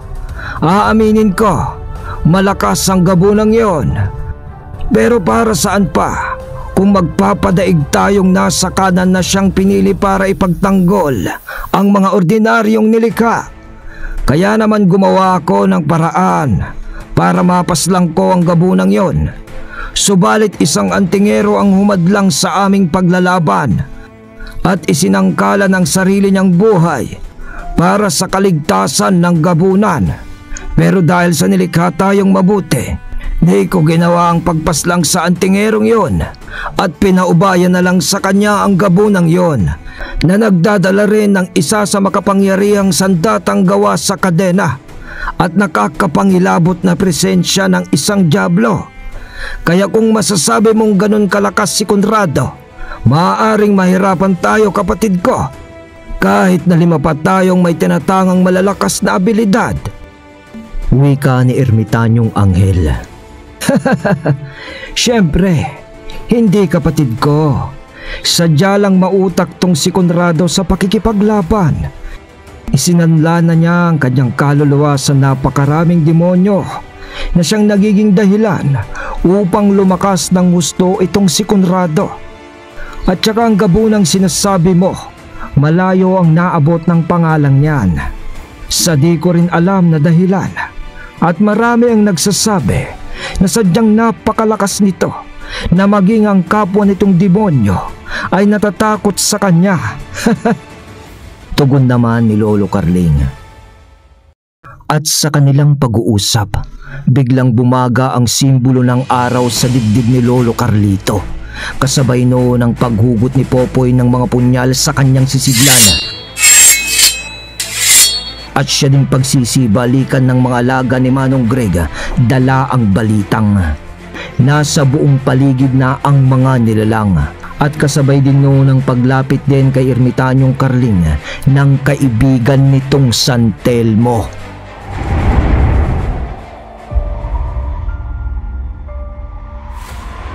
Kasabay noon ang pag-alinsangan ng buong paligid at pagsimoy ng mga nakakasulasok na amoy ng hangin.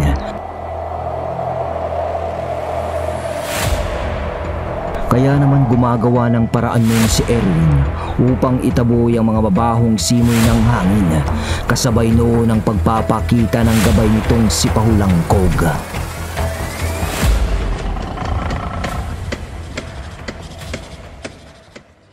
Poy, iisa lang ang ibig sabihin nito. Nagpakita na si Pahulangkog. Ibig sabihin nito, di biro ang laban ng ating kakarapin sa oras na ito. Payo ko lang sa'yo, Huwag mo na munang ilalabas ang punyal na sinukuan upang di makalabas ang aninong gabunan, sapagkat maaari yung magamit ni Conrado laban sa atin. Pero huwag kang mag-alala, ako ang bahala sa'yo. Basta mag-iingat ka lang. Wika ni Aniniwan sa isip ni Popoy.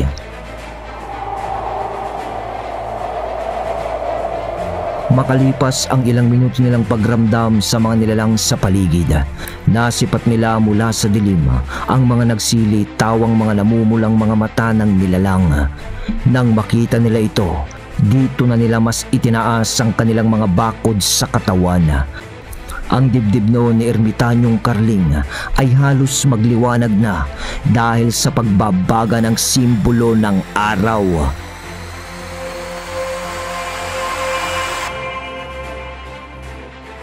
Samantalang si Ermitanyong Anghel naman ay nagtawag ng nasa 5 iba't ibang uri ng hayop na mula sa ibang dimensyon na may mababangis na kaanyuan.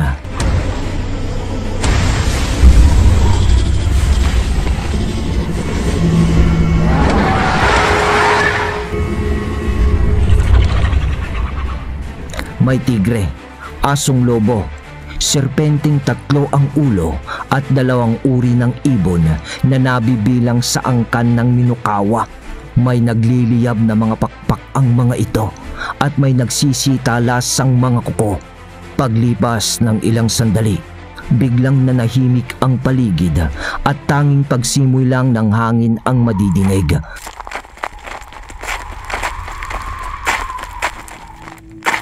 At mula sa kadiliman, may nakita silang naglalakad na grupo ng mga nilalang.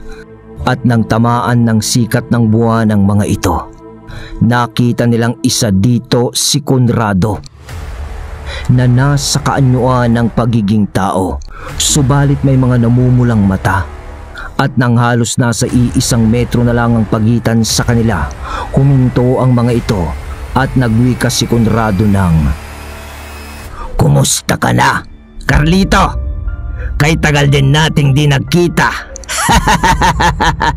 At ikaw, Popoy, kung ipinagpatuloy mo lang ang paninilbihan sa akin, edi sana di ka pa rin hampas lupang kagaya ng mga kasama mo. At kung alam ko lang na ikaw ay anak ng mag-asawang sanggalang, edi sana ay hinukay ko sila mula sa impyerno para muling buhayin para sa'yo. Kaso hindi eh. Trinaydor mo ako, Popoy. Pinaslang mo pa ang iba sa mga kauri at kaangkan ko. Kaya kailangan nyo ring pagbayaran ang pagiging tampalasan nyo ng sarili nyong mga buhay. Wika ni Conrado na may galit at medyo pasigaw na pagsasalita. Isa lang ang masasabi ko sa iyo, Conrado. Putina mo, napakademonyo mo. Para paslangin ang mga magulang ko na walang kalaban-laban sa iyo. Kaya kung ano man ang atraso ko sa iyo, sisingilin lang kita sa pagwasak mo sa pamilya ko. Gigil na sagot naman ni Popoy. Wala kang awa. Pati ang 2 matandang uugod-ugod na ay pinatay mo rin na siyang nag-aruga at nagpalaki sa akin, si Lolo at Lola. Subalit anong ginawa nyo? Pinatay nyo rin sila. Kaya sa pagkakataong ito, Conrado, sisiguraduhin kong pagbabayaran mong lahat ng kasalanang pinaggagawa mo. Galit na wika din ni Erwin. Matapos makapagsalita ng 2, lumapit sa kanila si Ermitanyong Carling upang sila ay pakalmahin. Paano ba yan, Conrado? Di lang pala kami ng kapatid kong si Anghel ang naulila dahil sa'yo. At sa pagkakataong ito, sa pagpasok nyo sa lugar na ito, nasakop ng orasyon na nagsisilbing pader sa lugar na ito, sinasabi ko sa inyo, di na kayo uuwi. Maging ikaw, Conrado, di na muling makakatakas pang muli. Oo nga't makakapasok kayo sa lugar na ito, ngunit di na kayo makakalabas. At kung gagawin nyo yun, tanging kamatayan lang ang naghihintay sa inyo. Huwag kang magpakasigurado, Carlito. Akala mo ba di ko alam na may nakapalibot na orasyon sa lugar na ito? Di ako tanga. Aanin ko pa ang lahat ng abilidad na pinaghirapan ko kung isusubok ko lang ang sarili ko sa kamatayan. Sagot ni Conrado. Habang nagsasalita nun si Conrado ay siya namang pagsisilantaran ng mga kasama nito sa dilim mula sa paligid. Ang mga panauhing kasama naman niya noon ay unti-unti nang nagbabago ang mga itsura at anyo, kasabay ng pagpapakawala ng mga ito ng mabibigat na presensya. At sa paglipas ng ilang minuto,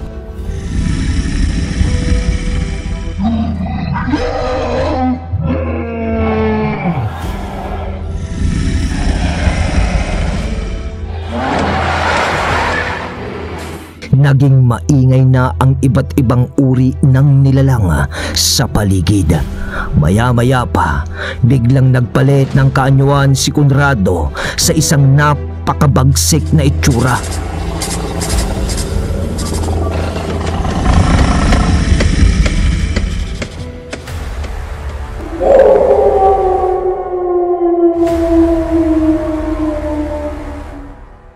Kasunod ng malakas na alulong na pinakawalan nito, isang hudyat para sa kanyang mga kasama na sugurin ang grupo ni Popoy.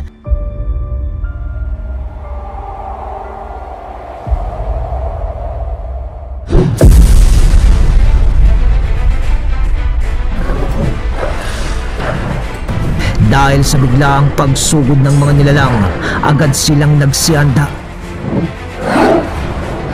Ang mga tinawag ni ermitanyong anghel na iba't ibang uri ng hayop mula sa ibang dimensyon kasunod ng ermitanyo. Sila namang tatlo ay naghintay lang sa mga kalaban kasama ni ermitanyong Carling, at nang malapit na ang mga ito sa kanila, bahagya nilang sinalubong ang mga ito. Subalit sa pagsugod ni Popoy, dalawang gabunan ang humarap sa kanya, ang gabunang Wakwak at ang gabunang Bangkilan. Kumusta na, Popoy Sanggalang? Oras na para kami ay gumanti. Kumanda ka ngayon. Wika ng gabunang Bangkilan. Samantalang si Erwin at Manong Greg ay hinarap ang iba pang mga gabunan at ang iba pang uri ng mga aswang kasama ni ermitanyong anghel.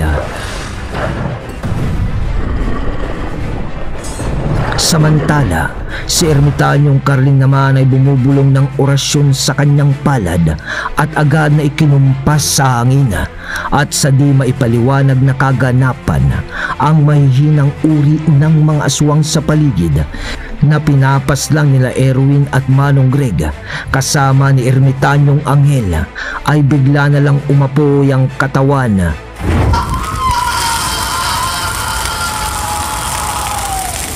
Hanggang sa lamunin ng apoy ang buong katawan ng mga ito at binawian ng buhay.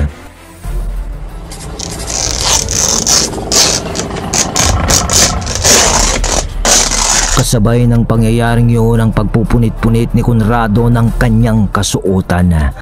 Nang magawa na nito ang bagay na yun, tumambad na kay Popoy ang triangulong dignum na may buhay na mata na nakabaon sa dibdib nito.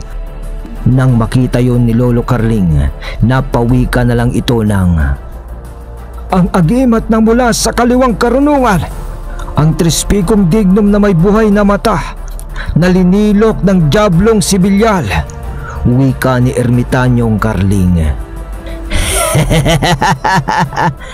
Di lang ikaw, Carlitong, nagkaroon ng mga panibagong kaalaman at karunungan.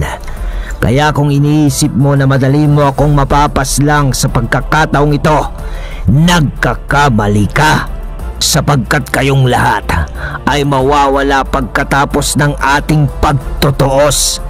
Nakangising tugon ni Conrado. Habang nag-uusap at nagpapakiramdaman nun si Lolo Carling at Conrado, ay siya namang pag-uumpisa ng labanan sa pagitan ng apat laban sa mga aswang sa paligid.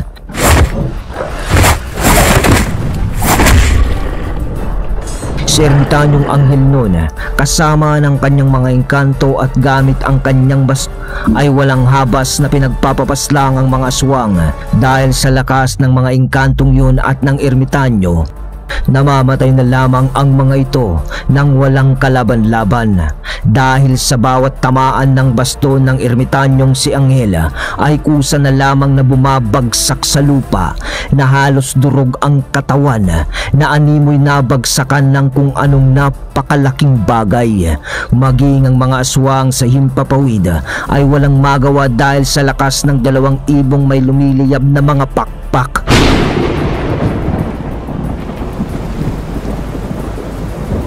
Si Manong Greg naman at si Erwin ay magkasamang nakikipaglaban. Dahil sa ulan at hangin na nililika ng abilidad ni Erwin, ay siya din namang paglakas ng abilidad ni Manong Greg. Halos magsitila puno ng mga nilalang kapag hinahagupit ito ng malalakas na pagbayo ng hangin. Kasabay pa ng pagtagpas ni Erwin sa liig ng mga ito gamit ang kanyang kris. Habang ang mga alaga naman noon ni Manong Greg ay nilalapa ang mga aswang na kanyang napipinsala hanggang sa tuluyan ng namatay ang mga ito. Gamit ang kanyang espiritual na baluti mula sa mutya ng bayawak, winawasak niya ang lahat ng kanyang mga nakakaharap.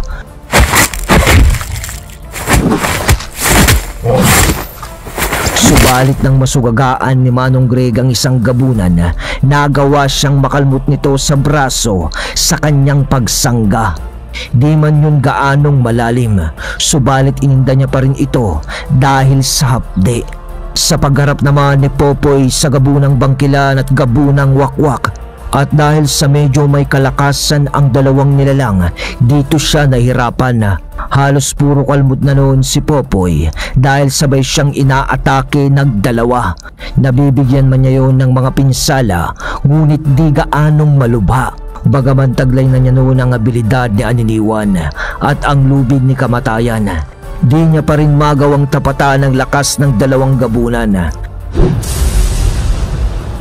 Nang mga oras naman na yun, nararamdaman niya ang paggalaw ng punyal na sinukuan sa kanyang sisidlan dahil sa pagwawala ng aninong gabunan na gustong lumabas upang siya ay tulungan. Ngunit dahil nga sa bilin ni Ermitanyong Carling, di niya yun pwedeng palabasin. Ngunit nang sabay siyang inatake ng 2 gabunan, natadyakan siya ng mga ito sa kanyang dibdib. Ngunit dinig niya ang pag-atungal din ng mga yun nang tamaan niya ito ng lubid ni kamatayan. Sa muling pagbangon ni Popoy, bilis niyang ibinato sa 2 gabunan ang 7 punyal kasunod ng kanyang pagsugod sa mga ito. Nakangisip ang umiwas ang 2 gabunan sa punyal na ibinato ni Popoy, at sabay ding sumalubong sa pag-atake ni Popoy. Pagwasiwas ni Popoy ng lubid ni kamatayan, napaluhod sa lupa ang gabunang wakwak nang ito ay tamaan. Subalit isang malakas na hampas naman ng pakpak ang tumama kay Popoy mula sa gabunang bangkilan na siyang muling nagpagulong sa kanya sa lupa.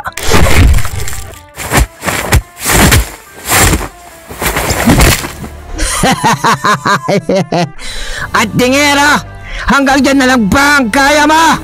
Kung yan din lang ang abilidad na gagamitin mo sa amin, huwag ka nang umasang mananalo ka sa laban sa aming 2. Malakas na sambit ng gabunang bangkilan.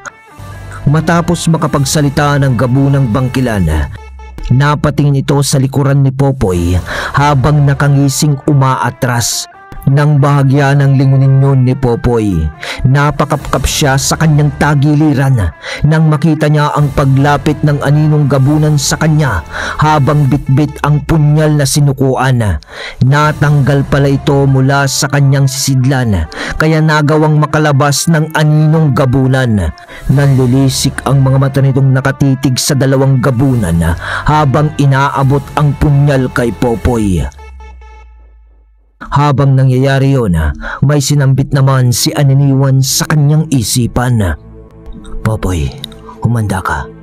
Kukunin ko muna pansamantala ang parte ng aking katawan na ikinulong ni Ermitanyong Carling sa punyal na sinukuan. Wika ni Aniniwan. Matapos yung sambitin ni Aniniwan, biglang sumanib kay Popoy ang aninong gabunan na kanyang ikinagulat at ng dalawang gabunan, hanggang sa maya-maya lang naramdaman na lang ni Popoy ang mas malakas na abilidad ni Aniniwan na pumapalibot sa kanyang katawan.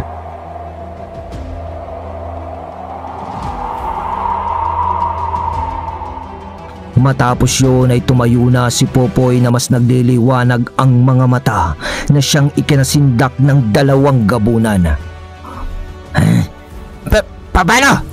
Paano mong nagagamit ng gustong abilidad ng kapirasong birtud ng mga kadatuan? Gayong isa kang antingero? Tanong ng gabunang bangkilan. Paano ko sasabihin sa iyo, demonyo? Maging ako ay walang kiidi-idiya sa mga pinagsasasabi mo. Tugon ni Popoy. Kasunod ng kanyang paghataw sa lupa ng lubid ni kamatayan at paghawak niya ng mahigpit sa punyal ng sinukuan. Kasunod ng mabilis niyang pagsugod sa dalawa, at dahil sa iba't ibang uri ng anino ang nahihigop ng aninong gabunan ni Popoy, kahit na lumilipad pa ang dalawang gabunan, ay nagagawa niya itong masundan. Nagtataka noon ang kanyang kalaban sapagkat walang pakpak si Popoy, ngunit nagagawa nitong makalipad. Magmadali ka, Popoy. Limitado lang ang oras natin. Dahil sa orasyong pumapagitan sa akin at sa aninong gabunan, kailangan mong mapas lang ang dalawang yan bago muling mangibabaw ang orasyon na yun sa aming dalawa. Sambit ni Aniniwan sa kanyang isipan. Kaya naman nang maabutan niya ang gabunang wakwak, agad niya itong iginapos sa lubid ni kamatayan. Tsaka niya pinag-uunday ng saksak sa dibdib gamit ang punyal na sinukuan.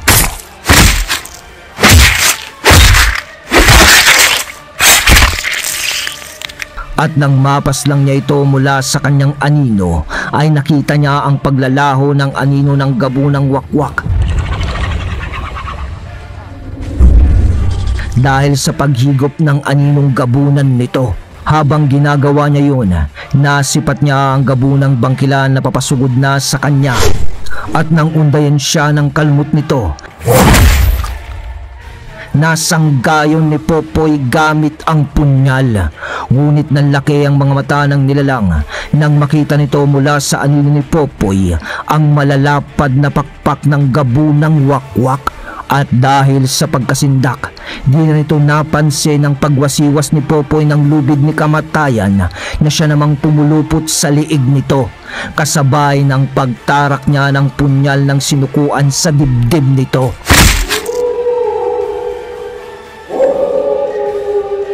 Napaalulong na lang noon ang gabunang bangkilan habang nakahawak sa mga braso ni Popoy bago ito tuluyang binawian ng buhay. Samantala, sa pagharap ni Ermitanyong Carling at Conrado, inumpisahan nila ang kanilang labanan sa tagisan ng mga orasyon.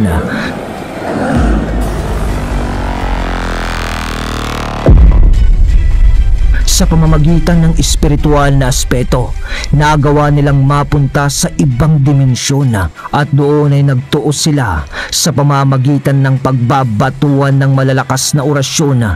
Ngunit nang banggitin ni Ermitanyong Carling ang ikaunang pinakulo ng lihim na karunungan, biglang napatras si Conrado sa labanan.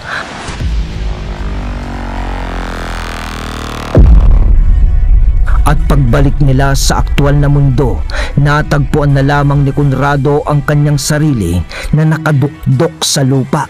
Agad itong bumangon at nakangising lumingon kay Popoy. Kasunod noon ang bigla ang paglalaho nito sa dilim, kasabay ng pagtilapon ni Popoy at pagtama sa katawan ng puno na siyang naging dahilan upang mawalan siya ng malay. Habang si Conrado ay nakangising, inihiwalay mula sa anino ni Popoy ang aninong gabunan at agad na hinigop gamit ang kanyang bunganga. Pipigilan sana ito ni Ermitanyong Carling, subalit napakabilis ng mga pangyayari. Kaya naman wala nang ibang maisip na paraan si Ermitanyong Carling kundi ang gamitin ng pinakamalakas niyang abilidad,